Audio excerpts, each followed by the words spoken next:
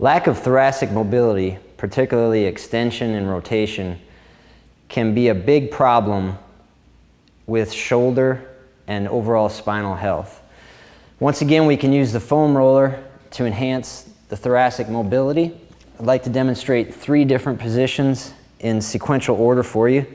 The first one is called thoracic spine mobilization dynamic. You're going to assume a position with your buttocks and your feet on the floor. The foam roller is going to be placed horizontally or perpendicular to your spine.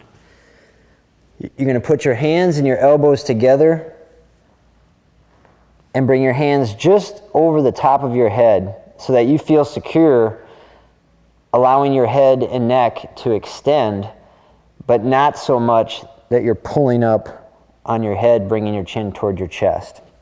So what you'll do is you'll lift the pelvis and you're going to roll up and down your thoracic spine from the base of your neck down to about the lower part of your rib cage and then slowly back up.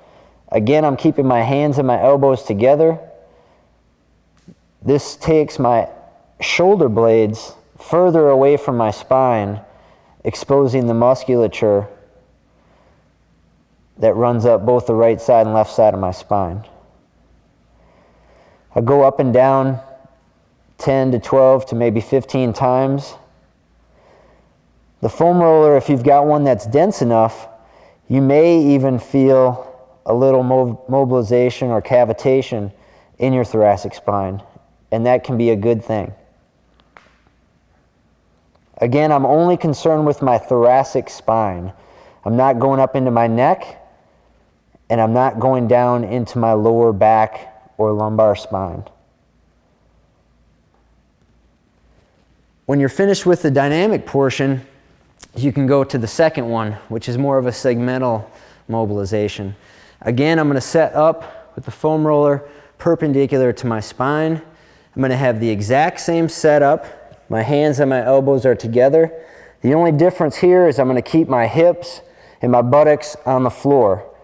You can really utilize your breath for this one to your advantage. So what I'll do is I'll take a deep inhalation, and as I exhale, I'm going to extend over the foam roller. I've got my head secure with my hands, so I'm allowing it to extend back.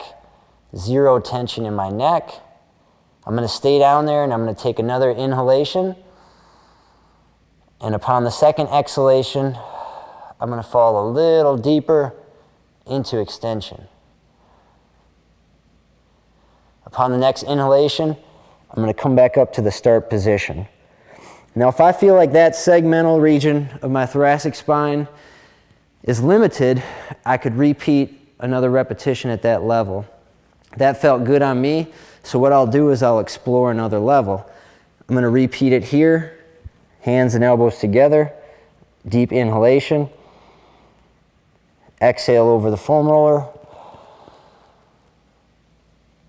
stay down there for another inhalation, exhale, fall deeper into extension,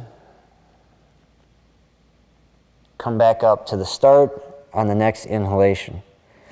Generally speaking, you're going to find 3 useful segmental levels. It does me no good at all to put the foam roller too high up where when I extend, I'm just extending my head and neck. So generally you want to be right between the shoulder blades. The second level would be at the bottom or inferior angle of the shoulder blades. And the third level would be probably 1 foam roller width beneath the inferior angle of the shoulder blade. The third thoracic mobility exercise utilizing the foam roller is to enhance or increase the ability of that portion of the spine to extend and rotate. So you're going to side lie with one knee on top of the foam roller so as to stack the pelvis and keep the lumbar spine neutral. If I did not have my knees supported by the roller, my pelvis would rotate and subsequently my lumbar spine would rotate as well, and that's a big no-no we want to avoid.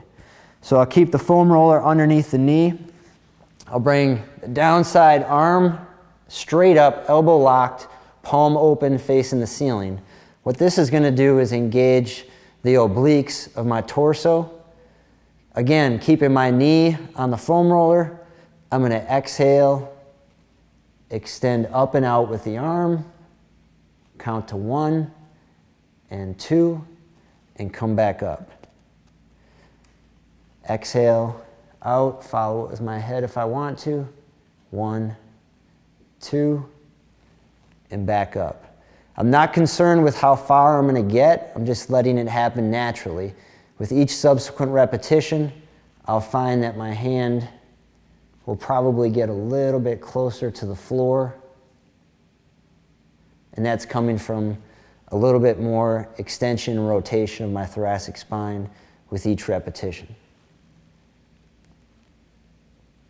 1, 2, and back up. That concludes the series with the foam roller to increase thoracic mobility.